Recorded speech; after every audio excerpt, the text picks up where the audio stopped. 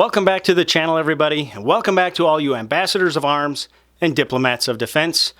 Welcome to the Monday SITREP. I'm your host, CB Harris. On today's show, we're going to talk about possibly the most controversial subject when it comes to handguns. I know I'm jumping in feet first here. We're gonna take care of the challenging problems right up front. Later on the show, we're going to talk about the life or death files. A woman uses a handgun to protect herself and her daughter. And finally, on What's New, we're going to talk about a product that may or may not even, who knows if it's even going to come out. I sure hope it does. I'm really excited about it.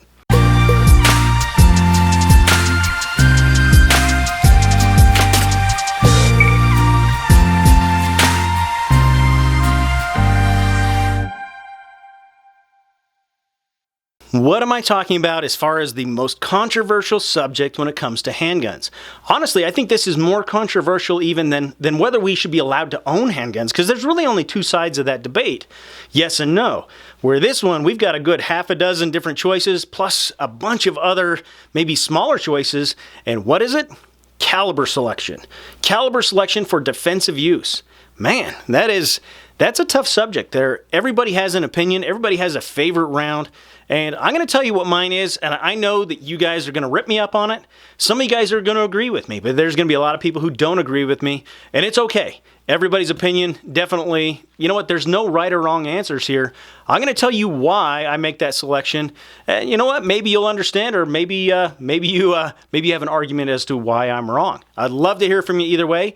The poll of the day, right up here in the corner, is going to be: what handgun caliber do you think is best for defensive use? So, what is my choice? What is my choice? 9mm. Why do I choose the 9mm?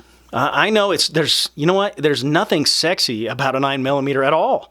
It is about as plain Jane, vanilla as you could possibly get. So why do I choose it? Well, there's a couple of reasons. I'm going to tell you sorry about that. I'm going to tell you about my top 3 reasons that I like or choose the 9mm. First and foremost is my wife. Now, she didn't make me choose a 9mm. Let me explain it to you. I used to own a 40 Smith & Wesson. Particularly, it was an H&K USP compact in 40 Smith & Wesson. I love that gun. Truly, I did. But when we moved to Albuquerque, bigger city, a lot of big city problems, big city crime, my wife decided she really needed to learn at least how to handle it in case she had to. So we go to the range, and it did not turn out well.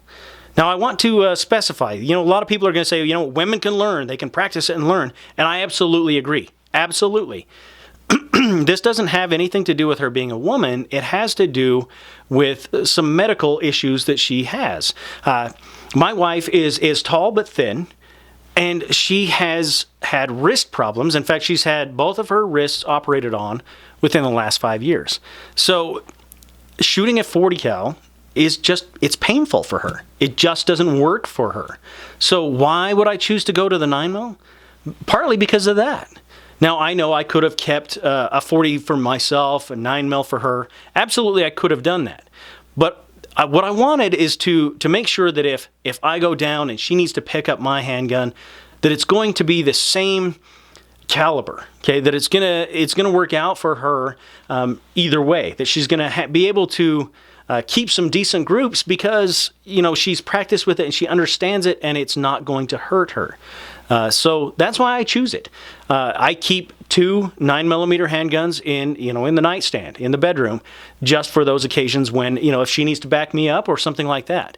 If I'm out of town, it doesn't matter which one she grabs. She will always have a handgun and a caliber that she can handle.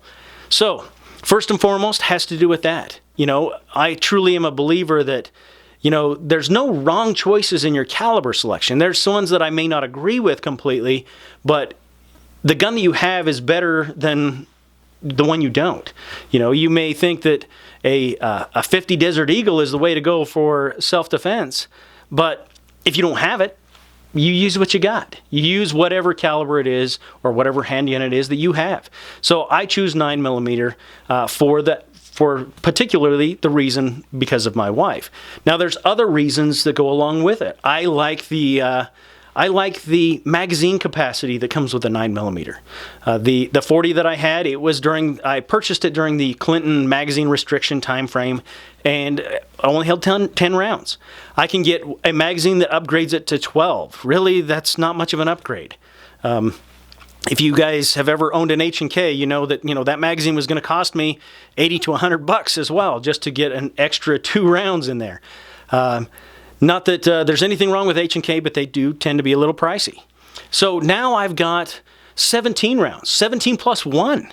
And, magazine capacity means a lot. Now, I know the argument that, I just need to be a better shot. If you shoot them in the right place, shot placement, that's all that really matters. I think that's a little short-sighted on people. I think that is usually coming from people who have never been shot at. Because if you've ever been shot at, whether it's in combat or on the street or in your home or something like that, your marksmanship ability goes in the toilet. You really don't have much of anything. If you can hit a man-sized target from 5 meters away, you're doing pretty good at that point. I'm not talking about, center mass shots. I'm talking about just hitting it. It's something about your body being under stress, that adrenaline, you really just don't have. You lose a lot of that ability. Yes, if you train more and more, you can bring those groups in tighter, but you're never going to be threading the needle, if you will, under that kind of stressful situation. It's hard to simulate that kind of stress without, having somebody shoot at you, and you obviously don't want to do that. So that is one of my other reasons. Now, my third reason has to do with, it has to do with money, honestly.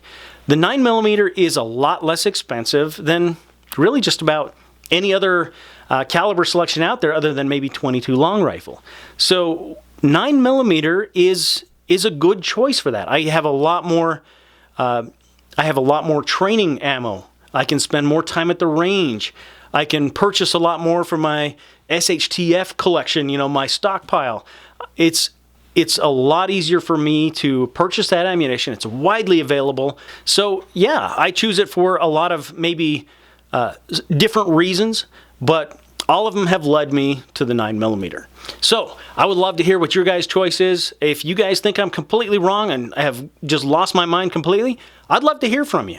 I also want to know what your choice is. Again, be sure to check out the poll.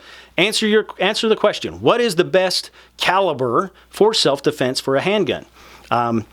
Now, what I don't want to hear is, I don't want to hear people getting mean and vicious about different, caliber selections. Hey, we're all grown-ups here. Let's talk like grown-ups and let's act like adults. So, coming up next, the life or death files, and a woman uses her handgun to protect herself and her daughter. Okay, so this story comes out of Newport News, Virginia, and it's almost a year old now. So I really should, I need to look it up and see what the follow-up is, what ended up happening to the perpetrator in this case. And I'm not really sure. If I figure something out, I'll put a link down below. But what happened was, you have a person who, he's acting very erratic. He's trying to break into this house. The mother, she's at home by herself she's at home with her daughter, and she's worried, so she retrieves her handgun. The perpetrator was able to get in, broke in through a window, and the mother defended herself. She defended herself and her daughter. She shot him twice. He made it. They were able to get him to the hospital, but she absolutely did the right thing.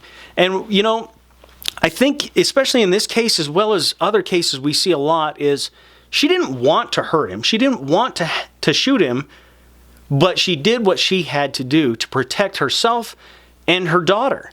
And I think that is one of the things that a lot of anti-gun people don't realize is, we don't want to shoot and kill somebody. We don't want to do that. We were put in that circumstance, and all we want is the opportunity to defend ourselves if we have to.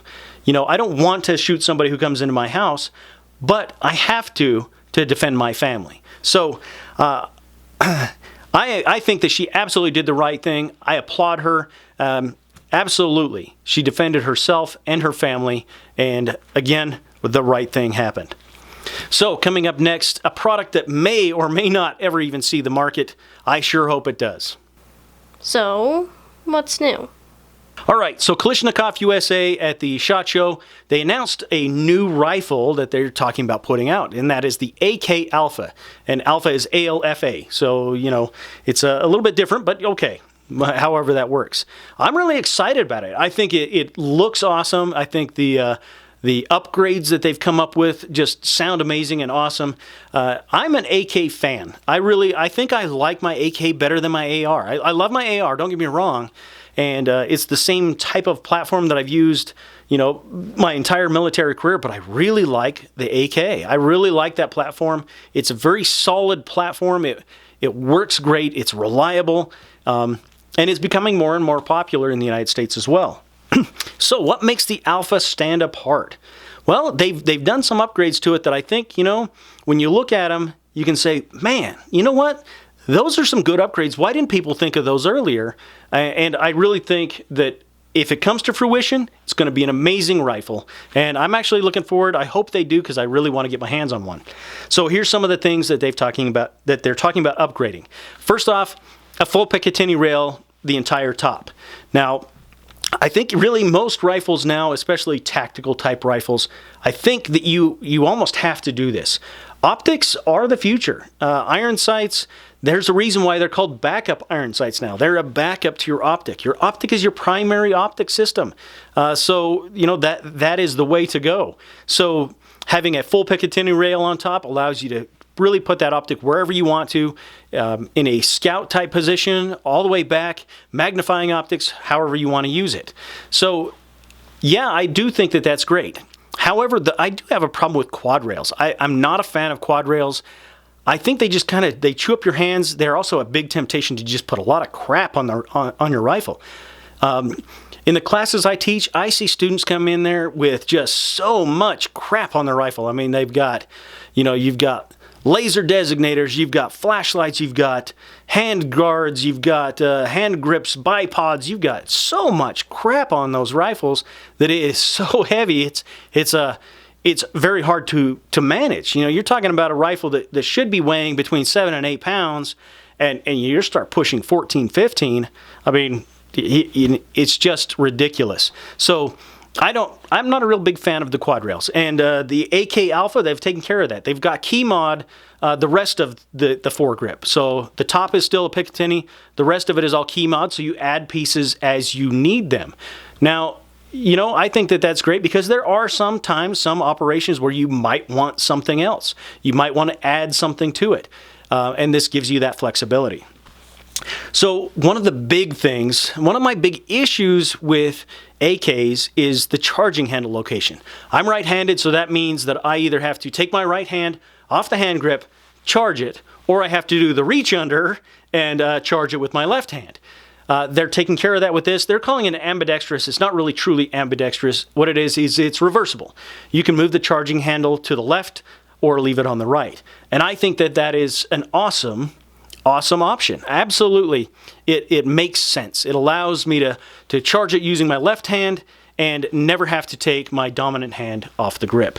So again, that is a fantastic option. Another thing that the plan is to have the buttstock will be a collapsible, extendable buttstock, but it also folds. So you can really fold that thing out of the way, but it has a lot of versatility to it, including a cheek riser to just give you that much more stability, get your eyes on those optics a little bit better, and make it a lot more versatile platform. So there's a few other things, a few other changes. They're talking about, giving it a couple of caliber selections as well. Of course, the 7.62 by 39, got to have that, right? So that's today's show. I hope you enjoyed it. And if you don't know what an ambassador of arms or a diplomat of defense is, what I'm talking about when I say that, I think that if all of us in the gun community, we need to get out, we need to talk to people, we need to talk to our friends, our coworkers, our neighbors, invite somebody out shooting. If they're a non-shooter, we need to invite them out, show them that shooting can be fun, it's safe, and that it's not something they have to be afraid of. We need to bring them to our side of that aisle and make a new shooter, truly. And that's the way we do that, is by being a good ambassador of arms or a diplomat of defense. So be sure to come back next week for another episode of the Monday SITREP. And if you're not a subscriber, you want to become one, you want to watch more shows just like this, go ahead and find that subscribe button down below, give it a big old click, and then come back next Monday for another Monday SITREP. And on Thursday, there's Thursday's training tip. We talk about tips, hints, tricks, DIY projects, and things like that, plus other various videos throughout the month. I always appreciate it when you like and share the videos, and until next time, take care and be safe.